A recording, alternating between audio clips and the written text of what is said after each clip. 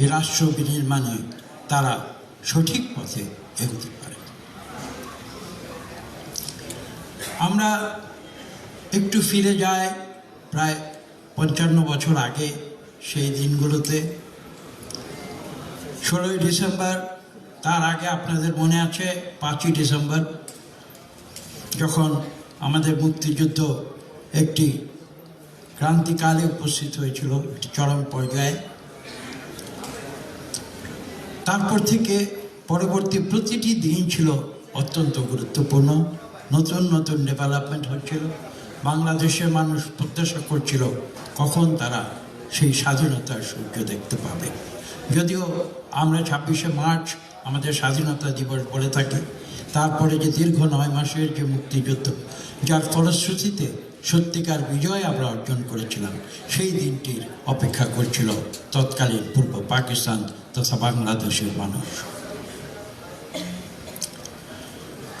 একটি ছোট্ট ইতিহাস আমি এখানে বলবো আপনাদের সামনে, যে ইতিহাসটি আমরা শুনেছিলাম তখন লন্ডনের মাটিতে বসে, এবং পরবর্তীতে যখন আপনারা জানেন যে গোপনীয় দলিল বিভিন্ন রাষ্ট্রের যেগুলো থাকে, 30 বছর পরে সেই দলিলগুলো জনসমক্ষে প্রকাশ করে দেওয়া হয়।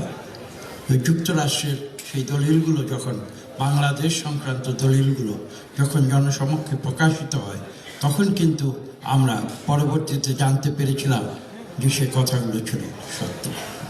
সেই ইতিহাসটি ছিল এরকম। আপনি জানেন যে 10ই ডিসেম্বর, আমি 5ই ডিসেম্বরের কথা উল্লেখ করেছি, 10ই ডিসেম্বরের পর থেকে প্রতিদিন কিন্তু এ ধরনের কথা আমরা শুনতে পাচ্ছিলাম যে হানাদার পাক বাহিনী আত্মসমর্পণ করবে, কিন্তু ঠিক সঠিক তারিখটি কিন্তু সেদিন আমরা জানতে পারি। এক সময় শুনেছি আমরা যে সে আত্মসমর্পণ 12 তারিখে হতে পারে, কিন্তু 12 তারিখে কিন্তু সেই আত্মসমর্পণটি হয়নি।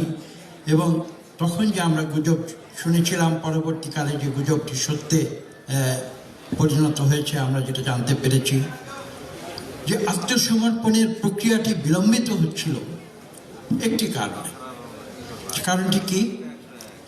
বাংলাদেশে তখন প্রায় 1 লক্ষ পাকিস্তানি সেনা, যারা এখানে জুলুম, অত্যাচার, নির্যাতন করেছিল বাংলাদেশের মানুষের উপরে, তারা কিন্তু তখন সেদিন আত্মসমর্পণের জন্য প্রস্তুত হচ্ছিল।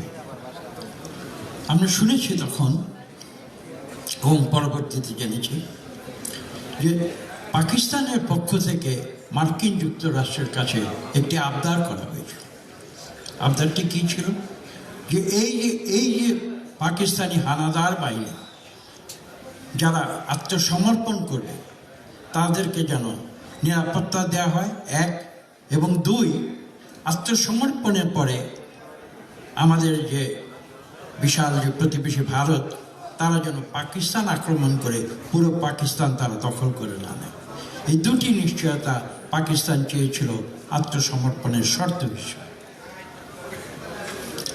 আমি এই কথাগুলো বলছি কারণ আজকে নতুন প্রজন্ম হয়তো এই ইতিহাসগুলি সম্পূর্ণ জানতে পারেনি বা জানার সুযোগ তাদের হয় না। আজকে 14ই ডিসেম্বর আমি মনে করি যে আমাদের এই ইতিহাসগুলি সঠিকভাবে আমাদের নতুন প্রজন্মের জানা দরকার। এবং এই নেগোসিয়েশন যখন পাকিস্তান সরকার, ভারত সরকার এবং মার্কিন সরকারের মধ্যে চলছিল, তাতে যে ঘটনাটি, যে হৃদয় বিদারক ঘটনাগুলো হয়, আত্মসমর্পণ প্রক্রিয়াটি বিলম্বিত হচ্ছিল। এবং সেই বিলম্বের সুযোগ নিয়ে আমরা তখন জানতে পেরেছিলাম যে আলবদর বাহিনী একটি পরিকল্পনা করেছিল। তারা বুঝতে পেরেছিল যে তাদের শোচনীয় পরাজয় হতে যাচ্ছে এই তৎকালীন যে পূর্ব পাকিস্তান তথা বাংলাদেশ এই ভূখণ্ডে।